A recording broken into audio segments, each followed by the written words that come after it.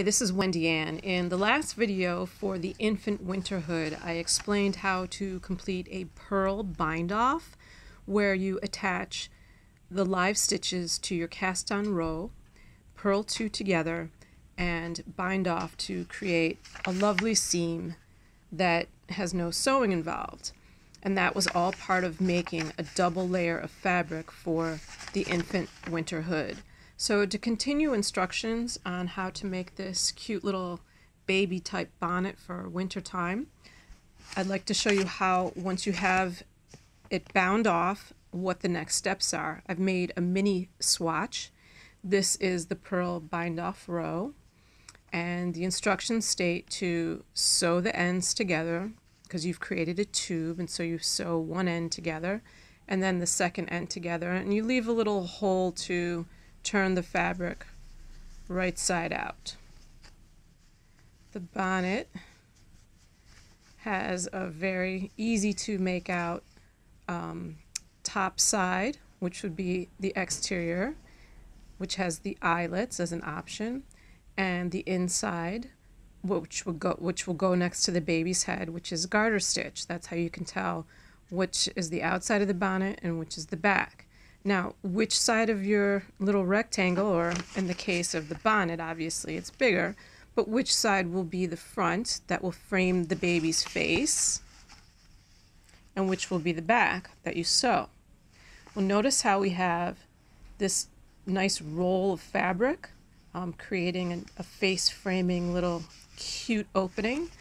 That's because when we made the original piece of rectangular knitting, we did a section that was reverse stockinette, so that when we turn the fabric and have it right side facing out, there's a natural curl. So this is the side that's going to frame the child's face, and this is the back side that will create the cute little point for the hood version. And what you'll do is the same way with your larger piece. You'll put the two together and you sew up the back. So there is a little bit of sewing involved with this. You'll need to complete sewing the hole that you left open to turn the right sides together. Then you'll sew the back, and my suggestion is to work from the point down, so that if you need to adjust and meet the edges at the bottom, you can. And then once you've sewed the opening that from turning and the back of the bonnet here, what you'll do is this fold, this natural roll, you'll help it along. And I liked to just tack it down. I tacked it here, here at the top, and then two spots on the other side. Now you may want to run it all the way across. You may like the look, kind of Little House on the Prairie, where they used to have those bonnets go far out, and you could leave it this way. That's an option for you. In the eyelet, on the original pattern, I suggested for an embellishment, you create bows, which would mean you just put the ribbon through the holes in the eyelet, tie a bow, and then sew it to secure it in place. Finally, the last thing you'll do is create either an I-cord with knitting, or you can crochet a cord. And because it's just a small thin cord, you can use a needle like this, and you insert the end of the cord in and just run it through the fabric in between your knitting. That's what I did on this bonnet here. You didn't need to create an eyelet or do any sewing.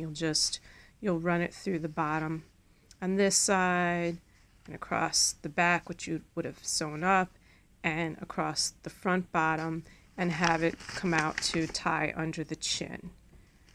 And that's it. I hope this helps with those of you who'll be making this cute little infant winter hood. Again, it's a free pattern on Ravelry. Please give a thumbs up and subscribe for more to come.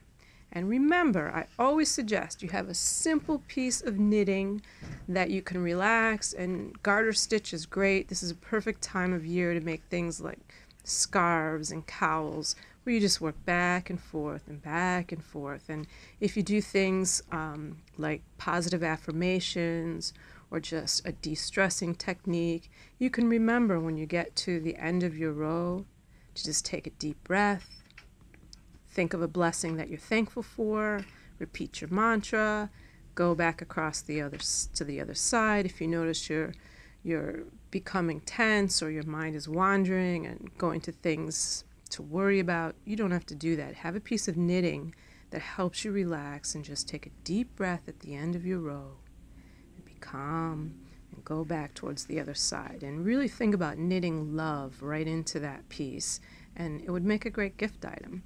So that's a suggestion I have to de-stress. Please check out the rest of my videos. Thank you so much for your positive feedback and comments. If you do happen to create any of the patterns, any projects from my patterns on Ravelry, I'd love to see your pictures. Please post them. You can find me on Instagram as Waterknit, WATERKNYT.